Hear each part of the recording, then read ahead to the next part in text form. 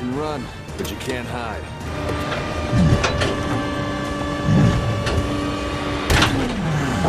Come on.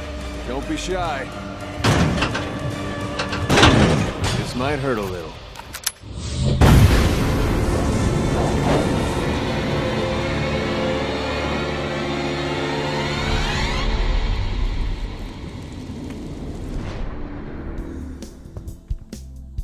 Resident Evil Damnation. It's the second Resident Evil movie produced by Digital Frontier and released through Sony Pictures. It has the highest Rotten Tomatoes score of any of the 4 CG projects, and it's the only RE movie I've actually seen people defend online. I hated it the most.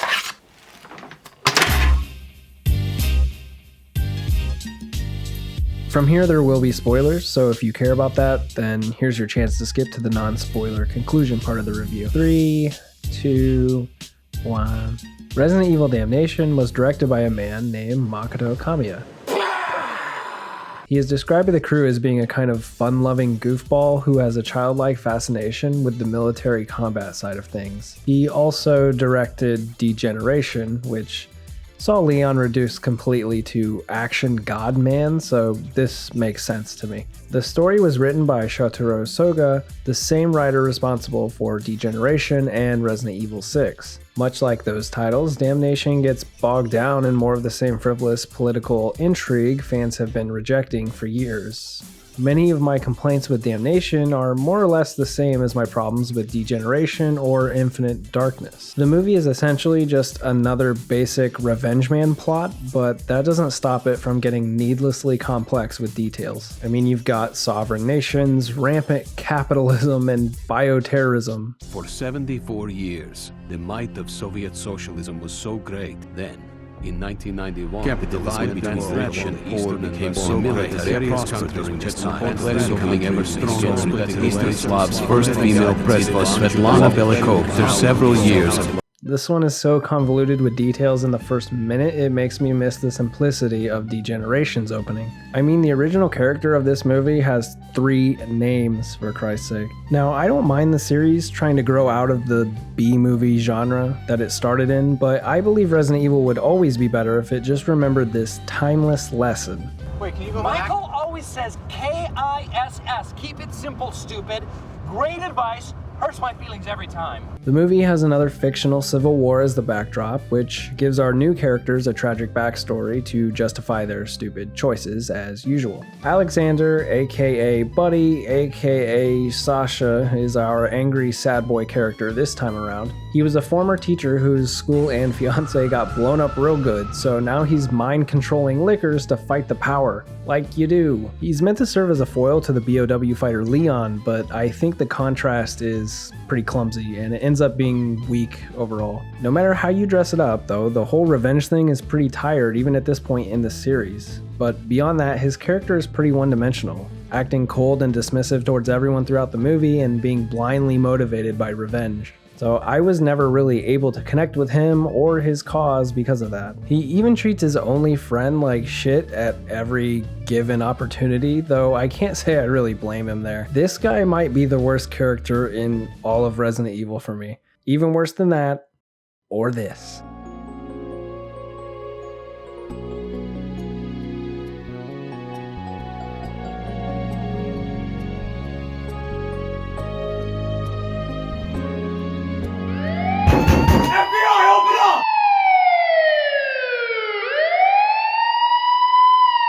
JD is supposed to be the comic relief of the movie because it's so dark, I guess. Kind of weird considering Leon is just making jokes of literally everything in this movie already. I mean, did they really need another dedicated goofball character to lighten stuff up? We never really see anything that suggests Buddy and JD have some solid friendship either. In fact, I'd say Buddy kind of just tolerates him because he needs all the help he can get. At least that's the impression I got, so even the sentimental death scene just ended up feeling forced for me. JD comes across as annoying throughout the whole movie, and I was legitimately happy when they killed him off. I found him and the guy with 3 names pretty unlikable overall. They have more going on than say like Angela or Shenmei, but it's still just all too familiar for me. Anyway, we're all just here to watch Leon do cool stuff, right? So how was he in Damnation? Well, Well, after his emotionless showing in Degeneration, they decided to refer back to RE4 to inform the character for Damnation. Unfortunately, they overcorrected pretty hard. Great. I get to play Santa Claus. So here we get the cheeky RE4 Leon, but it's cranked up to 11 and dropped into the middle of a dark, brooding war movie. Scarecrow, I'm the Tin Man. Can you talk? I need to know the connection between the anti-government forces and the BOWs. I guess scarecrows aren't exactly known for their rousing conversation. The result is a complete tonal mess. See, after RE4, Shinji Mikami left Capcom. Capcom had reached a much wider audience with the success of RE4, but without Mikami's direction, it's like they had no idea what to do with it. I think that's why we get so many different versions of Leon in these movies and even in the games. There's a lack of understanding as to what made Leon and RE4 so popular in the first place, and while it's nice to see Leon emoting and cracking jokes again, especially after Degeneration, it just feels off.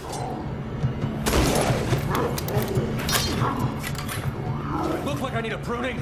Capcom never really managed to hit that same tonal balance that we got in RE4, and it deflates a lot of moments in the movie that are meant to be tense or dramatic. Because of this, I think they kind of panicked and just threw a ton of terrible fan service in to gloss things over. Women. I mean, the script already feels like it's written by a child playing with toys during bath time in a lot of ways. I mean, you got lickers fighting tyrants, and they all just kind of appear whenever the script demands it. But things feel especially dumb once Ada shows up. Fans probably enjoyed seeing stuff like this because they've been wanting to see Ada and Leon get together since RE2. もしかしたらちょっとロマンチックな雰囲気があったかもしれなくって、もしかしたら少し時間に余裕もあったかもしれなくっていうようなことを想像しながら書いてみました。でもなんか強いし、頭もいいし。 Okay, is she smart in this movie, or are the bad guys just really dumb? I mean, Ada doesn't even think to give them a fake name. My name is Ada Wong. But I guess it doesn't matter because they let her have a one-on-one meeting with their president before completing a simple background check. What? Hey, for all your efforts in setting up the political stuff, I don't think this is how governments work. And while we're here, what was Ada's plan? She's supposed to be this god-tier spy, but in this movie, she confronts the B-Lady and basically says, "Hey, I know what you're up to, idiot." Now, B-Lady could have just killed her right then and there, right? She could have sealed the room and had her personal army use their favorite circular firing squad formation on her. Again, I think this military is just really dumb. Or she could have poisoned this tea once she was onto Ada, or literally anything. I mean, am I really supposed to believe that she intended to get caught? Her plan must have looked something like this. It all just feels like an excuse to do callbacks to RE4 and to show Ada boobies, of course. You know, I think I'm starting to understand those review scores now.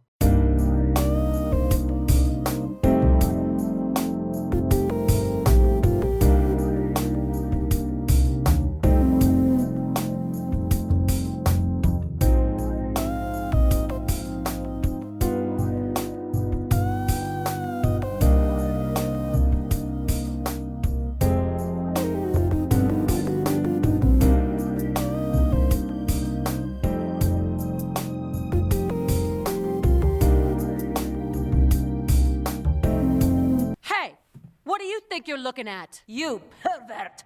Kill him! Men.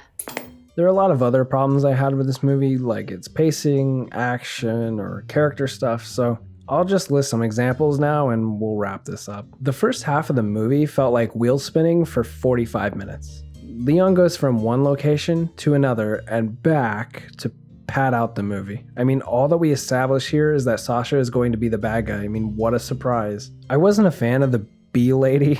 She was able to fight both Ada and Leon with ease, though the only real explanation is that she's a combat trainer or something. Was she some kind of super soldier, BOW, or was she just really good at fighting spies? I mean, why did she have this big scar on her back? We'll never find out. And as usual, we don't get a clear answer on anything Ada was up to either. What a satisfying story.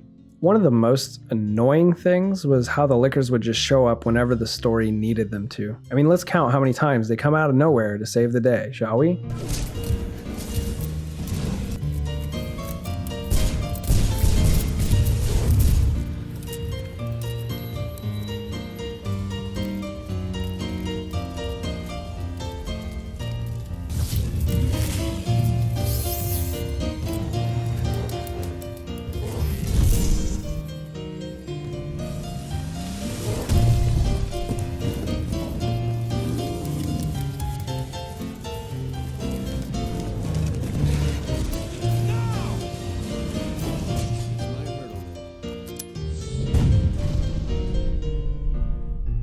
The entire fight at the end with the Tyrant was pretty sloppy too. Leon takes some full strength punches from a Tyrant and is basically fine and cracking jokes about a minute later. Really shouldn't have done that. At this point, he's basically a DBZ character and I don't care what you say. Buddy just shows up with a tank at one point so they can kill the Tyrant. Don't know where he got that, it just happened off screen. Then the US Air Force just shows up at the end because apparently they were watching over Leon the entire time. So the script saves the day a total of like 4 or 5 times in the last 15 minutes alone. I mean, what a satisfying story! Also, are we not going to talk about Leon just shooting the Plaga off of Alexander's spine with the precision of a surgeon? Gosh, he's pretty lucky he didn't just straight up kill him, huh? Oh yeah, well my BOWs can beat up your BOWs. My biggest issue with the movie was the concept of mind-controlling BOWs that the movie hinges itself on. I get the in-universe explanation for it, I just think it's really stupid. Kind of a weird choice to go with Lickers as your mass-produced bioweapon too. You know, considering they're blind. Well, they're only blind when the story needs them to be, I guess. But really, my biggest problem with the movie was this scene. It's here where the writer could have saved the entire movie with a single line, but he didn't. Let me explain. Earlier in the movie, Leon drops one of his first wisecracks. Better hurry up and get this done. I need some breakfast. And later, during this scene, when the Lickers remember that they're blind, Leon is sneaking around them when a random soldier guy grabs him and alerts the Lickers. Now, just as a quick aside, I'm not sure if he was trying to stop Leon because he's still trying to follow orders, or if he's begging Leon for help. Sorry, but I don't have time to stay and chat right now. But either way, this is bad. I mean, Leon kind of does just leave people for dead in this movie. He doesn't seem to care to save anyone, but still. Either way, here's what should have happened instead. After Leon thinks he's in the clear, we take a beat, and then his stomach growls and alerts the Lickers because he still hasn't had breakfast. And then he says something like, I really could have used some breakfast, oh geez. You could roll the credits after that for all I care. That would be the best fucking stupid, dumbest thing you could do. That would have been great. And it would have been set up earlier. I would have ate that shit up, but they missed it. So do I recommend Resident Evil Damnation? Nope. If you're just looking for fan service and think that's enough to see Leon shooting Lickers with a machine gun or Ada's ballistics, then sure. I think for everyone else, the plot is going to feel very similar to the other movies and games. It's predictable and has more generic tunnel vision villains and plot lines that are unresolved by the end. I think I understand why people like this movie more than the others. The fan service can be fun, but beyond that, it does have some dramatic stuff with the original characters, but to me, it just kind of fell flat because the tone was all over the place at times. I don't know. It was nice to see Leon being charismatic again, and I think it probably helps this movie more than it does hurt it, but I still think they relied on it a bit too much for my liking, and they didn't really know when to use it and when to hold back. The movie moves along pretty slowly, especially in the first half, spinning its wheels while it sets up the sloppy action schlockfest that is the second half. And if you're new to the series, you'll probably be really confused with all the random appearances of BOWs. Hell, even if you're a fan, it still feels pretty random. So with that and the story itself just being kind of bland, for me, I can't really recommend it. I do want to mention though that we get to see some of the making of stuff in the special features, and it reminded me of the live action cutscenes feature they had in Devil May Cry 5, and I would have probably liked this movie a lot more if there was a cut that included stuff like this randomly.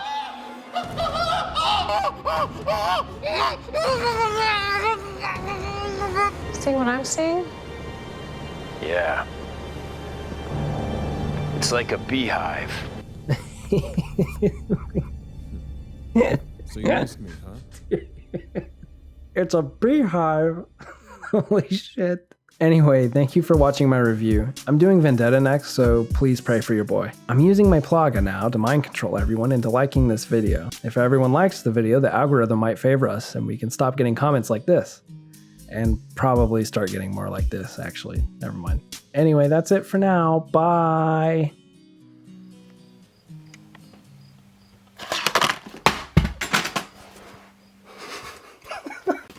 Fuck.